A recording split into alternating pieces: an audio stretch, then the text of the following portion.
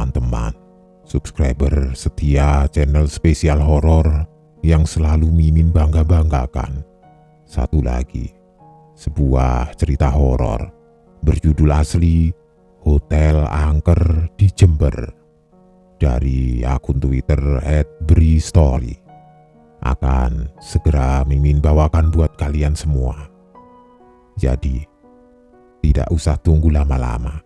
Langsung saja, selamat menyimak dari awal hingga akhir cerita. Tentu saja kalau kalian berani.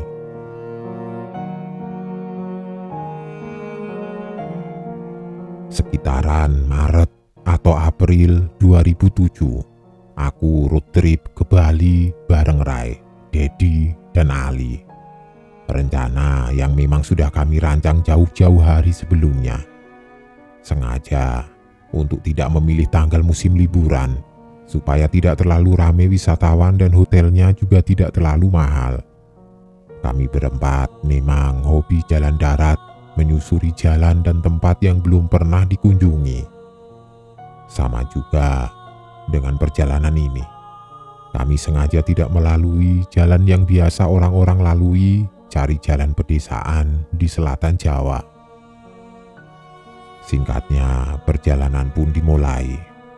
Dari awal kami merencanakan untuk mampir di Jogja untuk menginap 1 malam di kota gudeg ini.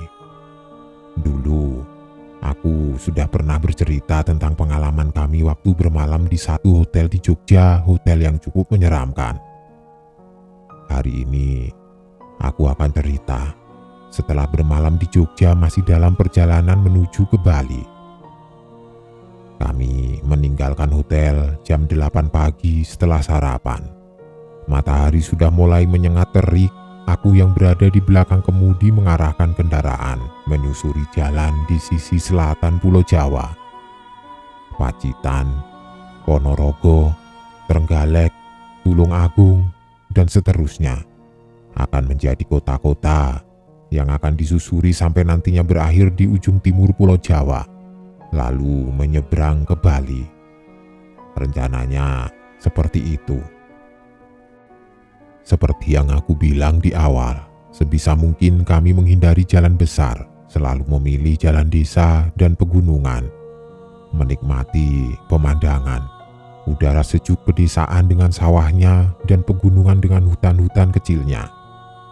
Singkatnya, percakapan diselingi gelak tawa dalam kendaraan tiba-tiba menjadi berangsur sepi ketika menyadari kalau ternyata jalan yang sedang dilewati semakin lama semakin kecil, berangsur berubah dari jalan aspal menjadi jalan tanah. Kota terakhir yang kami lewati tadi adalah Pacitan. Itu yang aku ingat. Ini daerah mana sih? Kamu pernah lewat sini, Bri? Tanya Dedi yang mulai kelihatan bingung. Sama. Aku juga bingung. Ini jalan di mana? Kok malah jadi jalan tanah? Kanan kiri tampak seperti hutan yang cukup rindang, tapi belum bisa disebut hutan belantara karena matahari masih masuk dengan sinarnya yang terang. Jalanan yang kami lewati letaknya seperti berada di bawah. Kanan kiri datarannya lebih tinggi seperti membelah gunung. Buset, ini kemana ya? Apa kita balik lagi saja, Bri? Rai mulai gelisah, tapi idenya yang menginginkan kami untuk putar balik aku tentang. Jangan dulu, tanggung. Sudah nyari 1 jam kita di jalan sepi ini. Oh iya, jalanan sepi, sangat sepi. Sama sekali tidak ada kendaraan yang melintas, entah itu motor apalagi mobil. Sementara itu, jalan semakin kecil dan terus mengecil sampai akhirnya hanya dapat dilewati oleh hanya 1 kendaraan saja. Sudahlah, muter saja, Bri. Serem ini tempatnya. Ali akhirnya buka suara. Sedari tadi dia hanya diam seperti merasakan atau melihat sesuatu. Benar, suasananya sudah mulai aneh. Kami seperti melewati satu tempat antah berantah. Sepertinya tidak mungkin di Pulau Jawa masih ada daerah yang masih tidak berpenghuni. Sepi, Hening, padahal jendela mobil kami buka sebagian. Hanya suara mesin mobil yang terdengar. Akhirnya dari kejauhan terlihat ada seorang laki-laki yang mengendarai sepeda ontel berjalan bergerak mendekat. Kami bisa bertanya ke orang itu tentang arah jalan. "Pak, jalan tanah seperti ini masih jauh tidak ya?" tanyaku ke bapak itu ketika kami berpapasan. "Sebentar lagi mas, ada pasar sekitar 15 menit lagi. Ikuti jalan ini saja," jawab bapak itu dengan logat Jawa kentalnya. Setelahnya kami lanjut, sedangkan bapak bersepeda itu berjalan ke arah belakang lalu menghilang di persimpangan.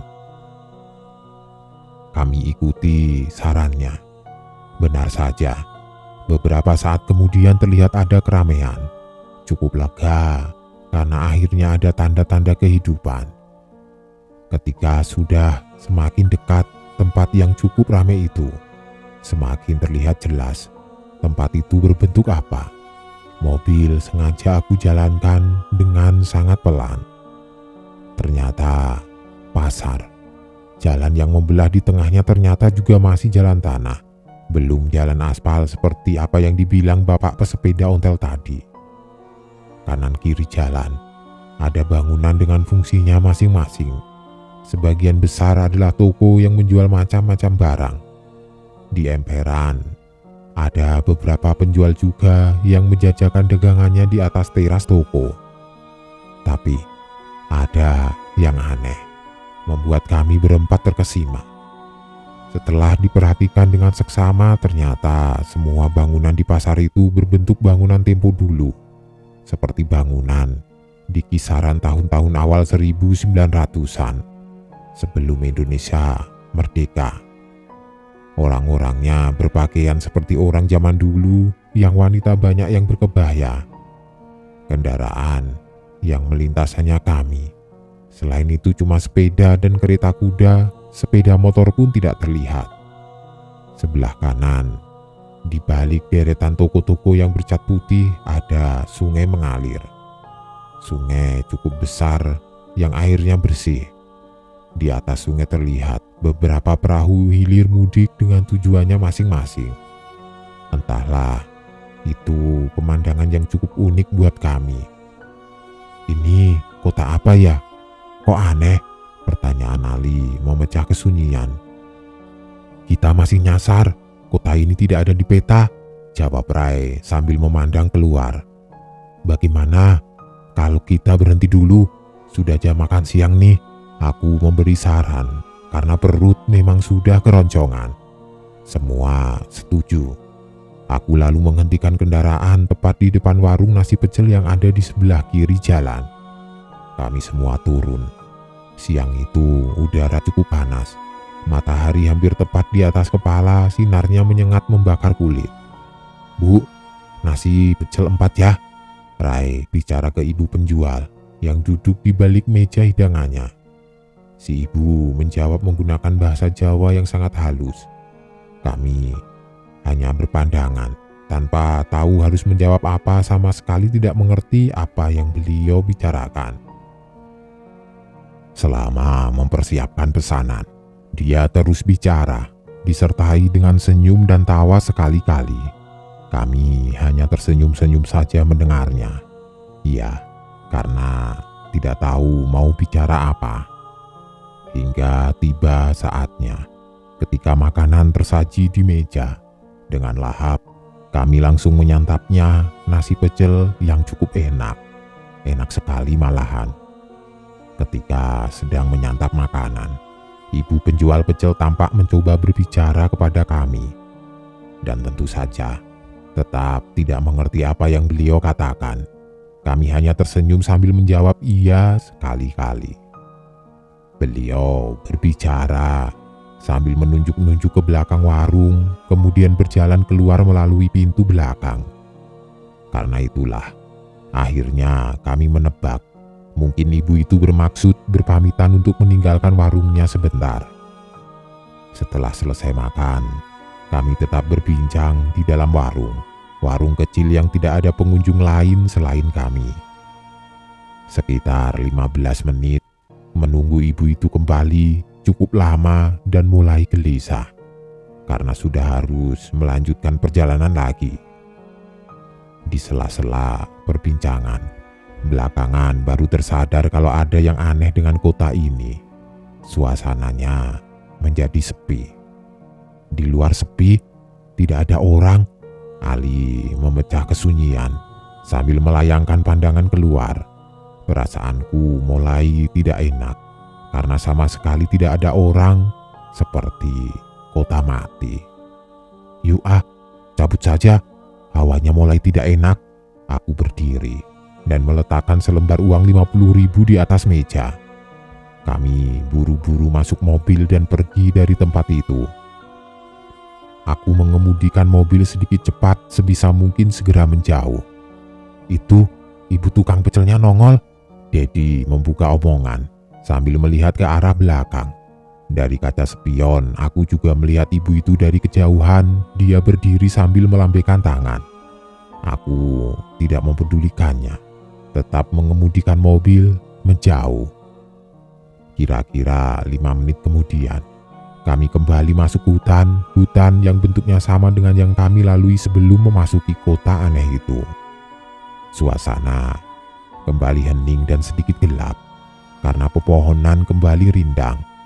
Aku lihat dari kaca spion Ali sudah mulai terlihat komat kamit membaca doa. Gelagat Ali yang aku tidak suka. Kalau sudah seperti itu berarti dia merasakan atau malah melihat sesuatu. Beberapa saat lamanya kami diam dalam lamunan masing-masing. Syukurlah, sekitar 15 menit kemudian kami menemukan jalan beraspal, sudah terlihat rumah penduduk juga. Akhirnya keluar dari hutan itu. Entahlah, aku sampai sekarang tidak tahu itu kota nyata atau tidak. Kota yang tidak terlihat di dalam peta. Tapi yang aku ingat, tidak lama setelahnya kami memasuki satu kota kecil, Tegalombo namanya. Sebenarnya kami menargetkan kalau sebelum tengah malam harus sudah sampai Banyuwangi. Merencanakan untuk bermalam di kota itu lalu melanjutkan perjalanan esok paginya. Tapi rencana tinggal rencana. Karena entah kenapa malah nyasar sekali lagi. Kali ini kami berputar-putar di Lumajang. Hingga akhirnya memutuskan untuk mencari masjid untuk sholat di kota itu. Sekaligus beristirahat sejenak setelah perjalanan seharian. Sekitar jam 9 malam, kami melanjutkan perjalanan. Jember adalah tujuan berikutnya. Mau menginap lagi di Jember? Apa lanjut Banyuwangi nanti? Di antara Lumajang dan Jember aku membuka percakapan. Lihat nanti saja deh Bri, kalau memungkinkan ya lanjut saja. Begitu saran Rai. Perjalanan Lumajang Jember seharusnya hanya memakan waktu 2 jam. Tapi karena sudah agak capek dan mengantuk maka aku memacu kendaraan dengan kecepatan sedang, tidak terlalu cepat. Di samping itu, aku sama sekali belum mengenali medan, tidak berani untuk ngebut. Beberapa kali berhenti juga untuk ke toilet dan mengisi bensin mobil. Akhirnya, batas kota Jember kami lewati. Jam 12 lewat sedikit. Kayaknya harus cari hotel deh. Aku capek sekali. Tidak apa ya, capek, ngantuk, lemas semua karena aku kurang tidur malam sebelumnya. Ditambah nyaris 18 jam nonstop mengemudi tanpa bergantian. Aku menyerah, harus istirahat. Lantas teman-teman setuju dan akhirnya memutuskan untuk mencari hotel. Di sini mulai seru. Jam 12 lewat tengah malam, kami menyusuri jalan sepi kota Jember. Awalnya, pusat kota yang menjadi sasaran kunjungan. Alun-alun masih ada sedikit kehidupan. Beberapa angkringan menjajakan dagangan kepada beberapa gelintir pengunjungnya. Tapi secara keseluruhan kami menyukai kota ini. Bersih dan indah, suasananya sangat Jawa. Oh iya, Sesampainya di Jember, sudah 2 hotel kami masuki. Hotel pertama tidak layak, hotel kedua tidak sesuai budget. 2 hotel ini letaknya tidak jauh dari alun-alun. Setelahnya, kami memutuskan untuk lanjut ke arah timur kota, sedikit demi sedikit menuju ke luar Jember. Sampai akhirnya, kami masuk ke satu hotel di daerah Mayang. Kalau tidak salah, daerah ini sudah sedikit di luar Jember. Letak hotelnya di sebelah kanan jalan, hanya papan kayu berwarna putih ukuran 1x2 meter yang menjadi patokannya. Pagar depan hotel hanya berbentuk tanaman yang dibuat sedemikian rupa menjadi pagar memanjang, menutupi halamannya yang luas. Beberapa pohon besar berdiri kokoh di halaman. Pohon yang kelihatan sangat gelap karena sama sekali tidak ada penerangan. Beberapa belas meter kemudian ada lahan luas yang sepertinya diperuntukkan sebagai tempat parkir. Hanya beberapa kendaraan yang terlihat. Sepi. Aku dan Rai turun dari mobil sementara Dedi dan Ali tetap di dalam mobil. Lalu kami berdua berjalan menuju lobi yang letaknya berada di dalam bangunan utama, tidak jauh dari tempat parkir. Sepi sekali hotel ini. Rai membuka pembicaraan ketika kami sudah berada di depan lobi yang kosong melompong. Ruangan tempat di mana lobi berada pun sangat sepi.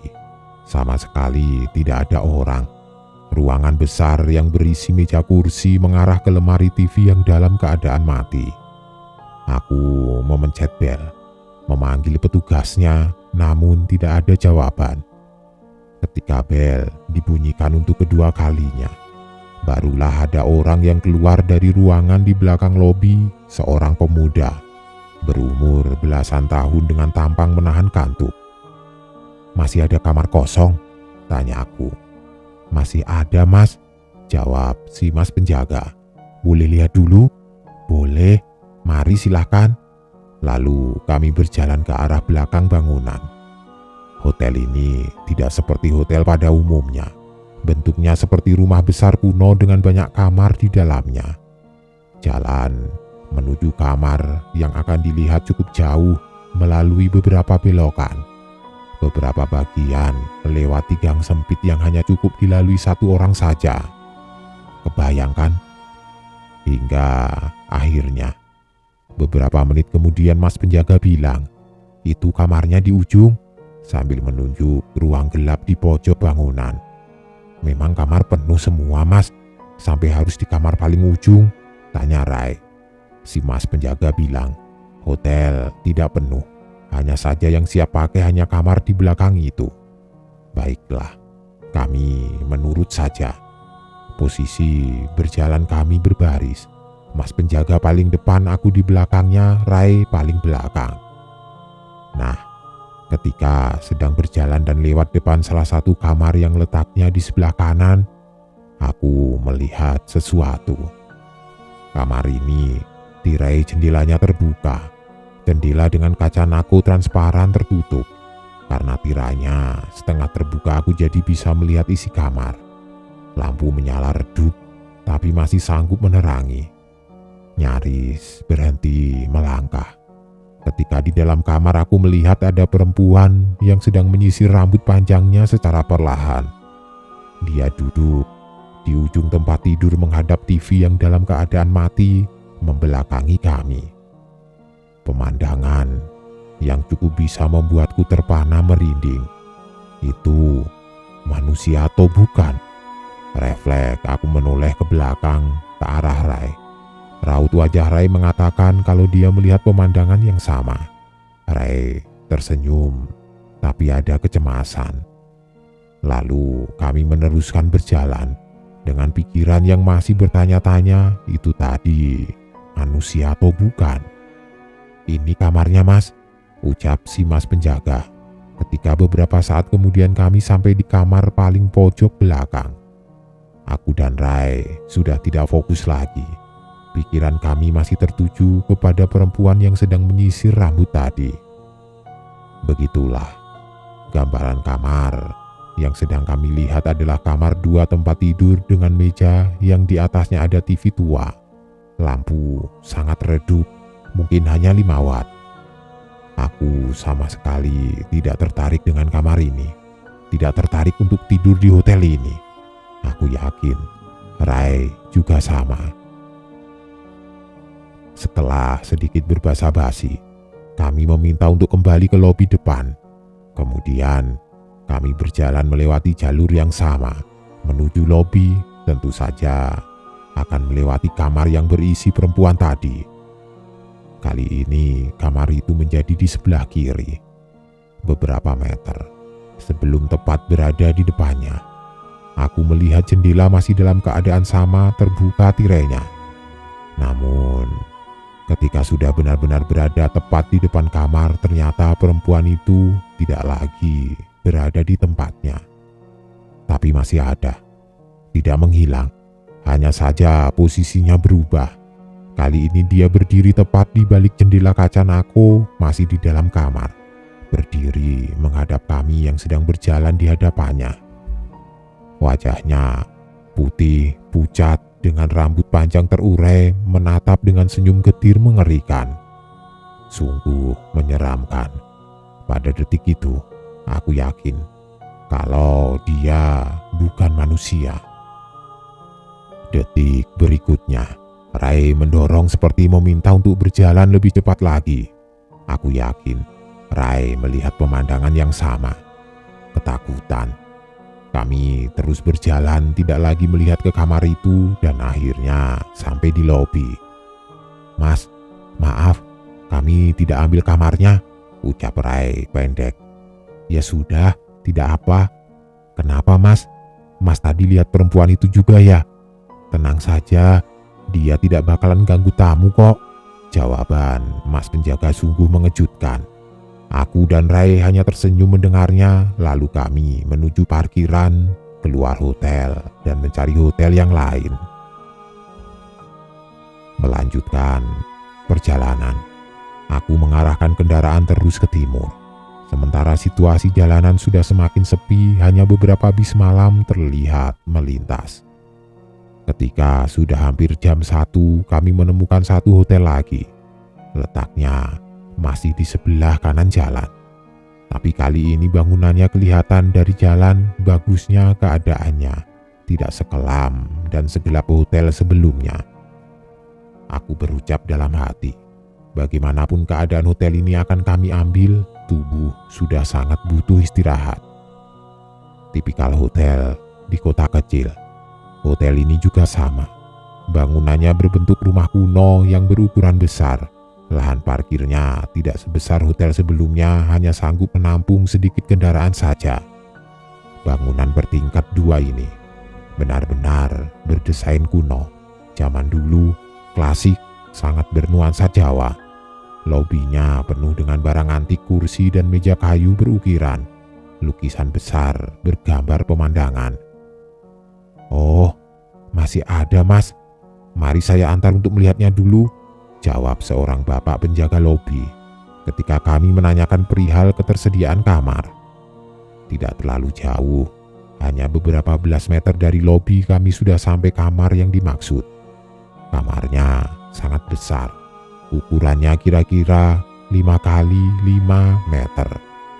Langit-langit tinggi dengan penerangan lampu yang tidak begitu terang. Kamar mandi di pojok sebelah kiri. Yang agak aneh, ada 3 tempat tidur besar di dalamnya. Iya, 3 tempat tidur besar. Dan bukan spring bed, tapi tempat tidur kayu dengan kasur kapuk. Sudah capek dan sangat mengantuk. Aku bilang ke teman-teman kalau kita ambil saja kamarnya, toh hanya untuk tidur sebentar. Mereka setuju, akhirnya kami ambil kamar ini, tidur di hotel ini. Setelah membereskan barang-barang, tidak tahan lagi, di dalam kamar aku langsung merebahkan badan di atas tempat tidur yang dekat pintu. Aku satu ranjang dengan Ali, Rai, dan Dedi, menggunakan tempat tidur sebelah kanan. Sementara tempat tidur satu lagi yang letaknya dekat kamar mandi dibiarkan kosong. Tidak lama, Ketika masih mendengar teman-teman lain masih berbincang, akhirnya aku tertidur pulas sampai pagi. Tapi tidak begitu dengan Rai, Dedi, dan Ali. Semalaman itu mereka tidak tidur sama sekali. Kenapa? Mereka bertiga lanjut berbincang sampai menjelang jam 2. Lampu kamar sudah dalam keadaan mati, gelap, hanya mengandalkan cahaya dari luar. Menurut Dedi, dia merasa menjadi orang terakhir yang masih terjaga sementara lainnya sudah lelap. Dedi semakin tidak bisa tidur. Ketika mulai mendengar suara, dia bilang suaranya seperti desah nafas yang tidak lancar, seperti sesak nafas. Perasaannya mulai tidak enak ketika merasa kalau suara nafas itu bukan berasal dari kami berempat, tapi sepertinya bersumber dari tempat tidur yang kosong, tempat tidur besar dekat kamar mandi. Dalam gelap, Dodi memaksa diri untuk melihat ke tempat tidur kosong. Dia melihat sesuatu. Dedi tercengang ketakutan. "Ada apa, Dek? Kamu lihat juga?" Suara Rai yang tidur di sebelah mengagetkan Dedi. Ternyata Rai mendengar dan melihat hal yang sama. Di atas tempat tidur itu terbaring sosok seperti ibu tua yang kepalanya sedikit terangkat karena ada bantal di belakang kepala. Ibu itu mengenakan kebaya dan kain, rambutnya panjang terurai. Dedi dan Rai melihat itu semua, langsung perlahan bangkit dari tidur, bermaksud untuk keluar kamar, meninggalkan aku dan Ali yang masih nyenyak tertidur.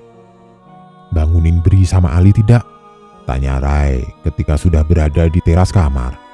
"Tidak usahlah, mereka kan nyenyak tidur," jawab Dedi pendek. Kemudian mereka terus duduk di teras itu sambil berbincang membahas kejadian yang baru saja terjadi. Ketika nyaris jam 3, tiba-tiba Ali muncul dari dalam kamar. "Ada nenek-nenek di tempat tidur kosong," terus bangun dan berjalan masuk ke kamar mandi. Ali bilang begitu dengan mimik wajah ketakutan. Itulah alasannya kenapa mereka tidak tidur sampai pagi. Jam 6 pagi, aku dibangunkan oleh suara berisik teman-teman dari luar kamar. Dalam keadaan kosong hanya ada aku sendirian. Lalu aku bergabung berbincang di teras kamar. Tentu saja mereka menceritakan tentang kejadian yang terjadi di dalam kamar tadi malam. Untung aku kelelahan dan tertidur nyenyak, jadi tidak perlu melihat sosok yang terbaring di tempat tidur kosong. Singkat cerita, setelah sarapan kami lanjut jalan ke Banyuwangi, lalu menyeberang ke Bali.